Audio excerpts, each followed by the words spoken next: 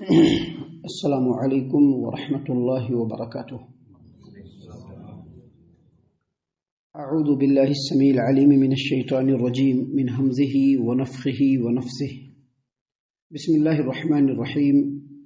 وَأَقِيمُوا الصَّلَاةَ وَآتُوا الزَّكَاةَ وَأَطِيعُوا الرَّسُولَ لَعَلَّكُمْ تُرْحَمُونَ لا تحسبن الذين كفروا معجزين في الأرض ومأواهم النار ولبئس المصير۔ اور نمازوں کو قائم کرو، نماز قائم کرو، زکوٰۃ ادا کرو اور رسول کی اطاعت کرو، اس طرح امید ہے کہ تم پر رحم کیا جائے۔ اے نبی صلی اللہ علیہ وسلم، آپ کافروں کے بارے میں یہ بالکل خیال نہ کیجیے کہ وہ زمین میں اللہ تبارک و تعالیٰ کو عاجز کر دینے والے ہیں، کہ اللہ تبارک و تعالیٰ انہیں عذاب نہ دے پائے گا۔ ان کا ٹھکانہ آگ ہے اور وہ بہت ہی برا ٹھکانہ ہے۔ تمام قسم کی تعریفیں، ہر طرح کی بڑائی، بزرگی، عظمت اور کبریائی اس ذات گرامی کے لیے ہے جو ہمارا رب ہے۔ ہم اسی رب کی عبادت کرتے ہیں، اسی رب کے سامنے سجدہ ریز ہوتے ہیں اور اپنے گناہوں کی معافی اسی رب العالمین کے سامنے ہم پیش کرتے ہیں۔ درود و سلام نازل ہو ہمارے تمام انبیاء علیہم السلام پر، خصوصاً سید المرسلین امام الانبیاء محمد عربی صلی اللہ علیہ وسلم پر۔ معزز سامعین اکرام، ابھی ہم نے آپ کے سامنے قرآن کریم سورۃ النور سورہ نمبر 24 اور اسی سورت سے آیت نمبر 56-57 یہ دو آیات آپ کے سامنے پیش کی۔ بفضل اللہ، بعون اللہ، بتوفیق اللہ، دونوں آیتوں کا ترجمہ بھی ہم نے آپ تمام کی خدمت میں پیش کیا۔ ان دو آیتوں کو ہم اسی آیت کریمہ کے ضمن میں ہی سمجھیں گے جو اس سے پہلے ہم نے آپ کے سامنے آیت نمبر 55 پیش کیا، جس کی پوری تفسیر اور تفصیل ہم نے 3 دنوں میں آپ کے سامنے پیش کیا تھا، جس میں ہم نے یہ بتلایا کہ اللہ تبارک و تعالیٰ نے اس روئے زمین پر سیدنا آدم علیہ السلام کو اپنی خلافت کے لیے مبعوث کیا، بھیجا۔ خلافت کا مطلب یہ ہوتا ہے کہ جو کسی کو خلیفہ بناتا ہے وہ اس کو اپنا جانشین بناتا ہے، اور خلیفہ بنانے کا مقصد یہ ہوتا ہے کہ جو اس کا منہج ہے اس کو اس جگہ پہ لاگو کرے۔ اللہ تبارک و تعالیٰ نے سیدنا آدم علیہ السلام کو اس لیے ہی زمین پر بھیجا تاکہ اللہ تبارک و تعالیٰ کے حکموں کو اس روئے زمین پر استھاپت کیا جائے، لاگو کیا جائے، امپلیمنٹ کیا جائے اس کا۔ اور اللہ تبارک و تعالیٰ نے آدم علیہ السلام کے بعد جتنے بھی لوگوں کو بھیجا تمام کو اللہ تبارک و تعالیٰ نے خلافت دیا، جس طرح سے آدم علیہ السلام کو خلافت دیا۔ ہر زمانے میں لوگ خلیفہ بنے اس روئے زمین پر، کچھ خلف بنے، کچھ ناخلف بنے۔ اس کے بعد اللہ تبارک و تعالیٰ نے جب نبی کریم صلی اللہ علیہ وسلم کو اس روئے زمین پر بھیجا تو آپ کی امت سے بھی اسی طرح کا وعدہ کیا گیا کہ آپ کو بھی خلافت دی جائے گی، اور ہم نے تفصیل سے بتلایا کہ کیسے صحابہ کرام نے پوری دنیا میں مشرق و مغرب میں اسلام کے جھنڈے کو گاڑ دیا، اور پھر یہ بھی بتلایا کہ چونکہ صحابہ کرام اللہ تبارک و تعالیٰ کی اطاعت و فرما برداری اور بندگی میں سب سے آگے تھے، اس لیے اللہ تبارک و تعالیٰ نے بڑھ کر کے ان کی نصرت کی، حمایت کی، اور ان کو اس روئے زمین پر تمام دوسرے علاقوں کا حاکم بنایا اور لوگوں کو ان کا متبع اور فرما بردار بنایا۔ اور بعد کے زمانوں میں جیسے جیسے اطاعت و فرما برداری ختم ہوئی، اللہ تبارک و تعالیٰ نے اپنے ہاتھ کو بھی کھینچ لیا مسلمانوں سے۔ تو اللہ تبارک و تعالیٰ اس روئے زمین پر مسلمانوں کو جو حکومت دے گا، خلافت دے گا، اس کی سب سے بڑی وجہ کہ کیوں دے گا اللہ تبارک و تعالیٰ، اس کی بڑی وجہ بیان کرتے ہوئے اللہ نے فرمایا کہ ان کو یعبدوننی، میری عبادت کرنی ہوگی، میری بندگی کرنی ہوگی، لا یشرکون بی شیئا، اور میری عبادت میں کسی کو بھی شریک نہیں کرنا ہوگا۔ اور اس کی پوری تفصیل کل ہم نے آپ کے سامنے بیان کیا اور یہ بتلایا کہ اللہ تبارک و تعالیٰ کی اطاعت اور بندگی میں سب سے پہلا جو مقام ہے، سب سے پہلا مرتبہ ہے، وہ نماز کا ہے۔ یاد رکھیے، اگر کوئی آدمی یا کوئی مسلمان صحیح معنوں میں اللہ تبارک و تعالیٰ کا بندہ بننا چاہتا ہے، اللہ کی بندگی میں آنا چاہتا ہے، تو سب سے پہلے اس کو نماز ادا کرنا پڑے گا۔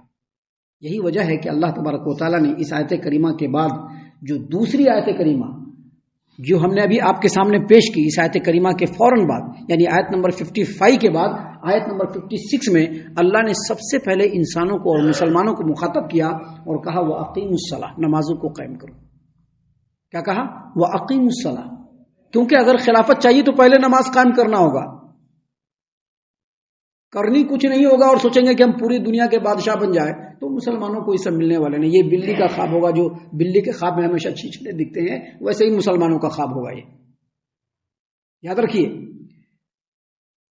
اس دور میں مسلمانوں نے نماز کو بہت کم آنک لیا ہے. مطلب کے حساب سے نماز پڑھتے ہیں. آج کے اس ڈیٹ میں مسلمانوں نے نماز کو بہت کم آنک لیا ہے. مطلب کے حساب سے نماز پڑھتے ہیں. اپنا اپنا مطلب رہے گا تو نماز پڑھنے آئیں گے, اپنا اپنا مطلب نہیں رہا تو نماز پڑھنے نہیں آئیں گے. لیکن اسلام میں ایسا نہیں ہے. اسلام میں نماز کو سب سے بلند مقام حاصل ہے. اسی لیے ہمارے پیارے رسول صلی اللہ علیہ وسلم نے نماز کی بڑی فضیلت بیان کی ہے. بہت ساری فضیلتیں بیان کی جس کو ہم ابھی بیان نہیں کر سکتے, لیکن ہم اتنا ضرور بیان کریں گے کہ ہمارے پیارے رسول صلی اللہ علیہ وسلم نے صحابہ کرام کو مخاطب کرتے ہوئے کہا, قرۃ عینی فی الصلاۃ, نماز میں میری آنکھوں کی ٹھنڈک ہے. آپ سوچئے کہ نبی کریم صلی اللہ علیہ وسلم, وہ نبی کریم صلی اللہ علیہ وسلم کہ جن کے بارے میں اگر کوئی آدمی ایک اپشبد نکال دیتا ہے مسلمان کا خون کھولتا ہے کہ نہیں کھولتا ہے؟ ہمارے نبی کو ایسا کہہ دیا. ایک ایسا خون ہے جو صرف اسی وقت کھولتا ہے. نبی کی محبت میں خون کھولنا چاہیے کہ جب ہمارے نبی نے کہا کہ نماز میں میری آنکھوں کی ٹھنڈک ہے تو مسلمانوں کو سمجھ لینا چاہیے کہ نماز کا کتنا بڑا مقام ہے. ہمارے پیارے رسول صلی اللہ علیہ وسلم جن کے اوپر ہمارے ماں باپ قربان ہو, جن کے اوپر ہم اپنی زندگی کو قربان کرنے کے لیے ریڈی ہیں, ہمارے نبی صلی اللہ علیہ وسلم جب وفات پا رہے تھے تو وفات پاتے وقت جو ہمارے پیارے رسول صلی اللہ علیہ وسلم کی زبان مبارک سے آخری کلمہ نکل رہا تھا, سنن ابن ماجہ کے اندر ہے, آخری کلمہ جو ہمارے نبی کریم محمد عربی صلی اللہ علیہ وسلم کے زبان مبارک سے نکل رہا تھا وہ تھا الصلاۃ الصلاۃ الصلاۃ الصلاۃ وما ملکت ایمانکم. کرتے کرتے روح پرواز ہو گئی لیکن ہونٹ ہل رہے ہیں. روح پرواز ہو رہی ہے لیکن ہونٹ ہل رہے ہیں. سیدنا علی رضی اللہ عنہ کہتے ہیں کہ پیارے رسول صلی اللہ علیہ وسلم کے جو ہونٹ ہل رہے تھے تو میں نے کان لگا کر کے دیکھا تو جو آواز جو آ رہی تھی الصلاۃ الصلاۃ. دیکھیے ہم نے جو کل بتایا تھا وہ غلط نہیں بتایا تھا کہ ایک مشرک قبر پر جا کر کے جو شرک کرتا ہے اس سے بھی بدتر وہ انسان ہے جو فجر کی نماز میں اپنے بستروں پر سویا رہتا ہے. یقیناً چاہے وہ کوئی بھی ہو, اس مشرک سے بھی بدتر وہ فجر کے وقت سونے والا انسان ہے جو اللہ کے اس حکم کو چھوڑ کر, نبی کی اس چاہت کو چھوڑ کر کے اپنے بستروں کو گرم کرتا رہتا ہے. سامعین کرام, یہاں پر اللہ تبارک و تعالیٰ نے اس آیت کریمہ کے بعد جو پہلا جملہ نازل کیا وَأَقِیمُوا الصَّلَاةَ, نمازوں کو قائم کرو. ہم نے کیا بتلایا کہ ہم لوگ مطلب کے لیے نماز پڑھتے ہیں. آج سب سے زیادہ یوٹیلائز اگر مسلمانوں نے کسی چیز کا کیا ہے, سب سے زیادہ غلط استعمال مسلمانوں نے اگر کسی چیز کا کیا ہے, سب سے زیادہ ڈیمیج مسلمانوں نے اگر کسی چیز کو کیا ہے تو اپنی نمازوں کو کیا ہے. آپ صحابہ کرام کے زمانے کو دیکھ لیجیے, نماز چھوڑنے کا تصور ہی نہیں تھا. تصور تھا کیا؟ صحابہ کرام کی زندگی کو جا کر کے دیکھ لیجئے, نبی کے زمانے کو جا کر کے دیکھ لیجئے, نماز کو چھوڑنے کا تصور ہی نہیں تھا. جو آدمی نماز چھوڑ دیتا اس کے بارے میں پہلا جملہ ہمارے پیارے رسول صلی اللہ علیہ وسلم کی زبان مبارک سے اگر کچھ نکلتا تو یہی نکلتا کہ کیا وہ منافق ہو گیا ہے کیا؟ جا کر کے دیکھیے, ہم کو بتانے کی ضرورت نہیں ہے. یہی وجہ ہے کہ ہمارے پیارے رسول صلی اللہ علیہ وسلم نے نماز کے بارے میں بیان کرتے ہوئے کہا کہ قیامت کا جب میدان آئے گا تو سب سے پہلے کس چیز کے بارے میں پوچھو گا؟ نماز کے بارے میں پوچھو گا. اگر نماز ٹھیک ٹھاک ہے تو سارے عمل ٹھیک ٹھاک ہے. لاکھ قربانی کر لیجئے, لاکھ صدقہ و خیرات کر لیجئے, لاکھ نیکیاں انجام دے لیجئے, اگر نماز درست نہیں ہے تو کچھ بھی درست نہیں ہے. نبی کریم صلی اللہ علیہ وسلم نے فرمایا اگر نماز صحیح ہوا تو سارا صحیح, نماز غلط ہوا تو سارا غلط. ہمارے پیارے رسول صلی اللہ علیہ وسلم نے فرمایا کہ جو نماز پڑھتا ہے, نمازوں کی حفاظت کرتا ہے, جو نمازوں کی پابندی کرتا ہے, قیامت کے دن اس کے لیے نور ہوگا, برہان ہوگا, نجات ہوگی. اور جو آدمی نمازوں کی حفاظت نہیں کرتا ہے, نماز نہیں پڑھتا ہے کا لفظ نہیں ہے, جو آدمی نمازوں کی حفاظت نہیں کرتا ہے قیامت کے دن نہ اس کے اندر نور ہوگا اس کے پاس، نہ اس کے پاس برہان ہوگا، نہ ہی اس کی نجات ہوگی، اور اس کا حشر کہاں ہوگا؟ فرعون کے ساتھ، قارون کے ساتھ، حامان کے ساتھ، نمرود کے ساتھ، ابی بن خلف کے ساتھ۔ سنا ہوگا آپ نے، علماء کرام کی زبانی یہ حدیث سنی ہوگی آپ نے۔ تو اب سوچئے کہ نماز کا کتنا بڑا مقام ہے۔ اس لیے اللہ تبارک و تعالیٰ نے کہا کہ مسلمانوں، اگر تم پستی کی حالت میں ہو تو سب سے پہلا کام تم کو یہ کرنا ہے کہ نمازوں کو قائم کرنا شروع کر دو، اللہ سر بلند کر دے گا۔ اور اللہ کا وعدہ جھوٹا نہیں ہو سکتا ہے، اللہ کی بات جھوٹی نہیں ہو سکتی۔ ہم مسلمان، ہماری سوچ جھوٹی، ہماری فکر جھوٹی، ہمارا عمل جھوٹا ہے، ہم خود جھوٹے ہیں، لیکن اللہ تبارک و تعالیٰ کا کلام جھوٹا نہیں ہو سکتا۔ دیکھیے اللہ تبارک و تعالیٰ نے قرآن کریم کے سورہ طٰہٰ کی آیت نمبر 124 میں فرمایا وَمَنْ أَعْرَضَ عَنْ ذِكْرِي فَإِنَّ لَهُ مَعِيشَةً ضَنْكًا۔ مطلب کیا ہے کہ جو آدمی ہمارے ذکر سے منہ موڑے گا، جو آدمی میرے ذکر سے منہ موڑے گا، اس کی زندگی کو ہم تنگ کر دیں گے۔ اور ذکر میں سب سے اونچا مقام کس کا ہے؟ نماز کا۔ ذکر میں سب سے اونچا مقام کس کا ہے؟ نماز کا۔ جو نماز سے منہ موڑے گا اس کی زندگی تنگ ہو جائے گی۔ زندگی تنگ ہونے کا مطلب یہ ہے کہ ذلیل و رسوا ہو جائے گا، پیسہ بھی رہے گا، کوڑی رہے گا، سب کچھ رہے گا، بڑا بڑا بلڈنگ رہے گا، بڑے بڑے دکھاوے کے کام بھی کر لیں گے، لیکن زندگی تنگ رہے گی، ہمیشہ ذلیل رہیں گے، ہمیشہ رسوا رہیں گے۔ تو اسی لیے اللہ تبارک و تعالیٰ نے یہاں پر مسلمانوں کو اور مومنوں کو مخاطب کرتے ہوئے کہا، تمام انسانوں کو مخاطب کرتے ہوئے کہا وَأَقِیمُوا الصَّلَاةَ، دیکھو تم لوگ نمازوں کو قائم کرو، وَآتُوا الزَّکَاةَ، اور زکوٰۃ ادا کرو، وَأَطِیعُوا الرَّسُولَ، دیکھیے وَأَطِیعُوا الرَّسُولَ، رسول کی فرما برداری کرو، کسی دوسرے کی فرما برداری نہیں کرنی ہے۔ آپ قرآن کے تمام آیتوں کو اٹھا کر کے دیکھ لیجئے، وَأَطِیعُوا الرَّسُولَ کا ہی ذکر ہے۔ دوسرے کسی کی اتباع، اطاعت، بندگی، تقلید، یہ سب کرنا، یہ سب شرعی اعتبار سے بالکل غلط ہے۔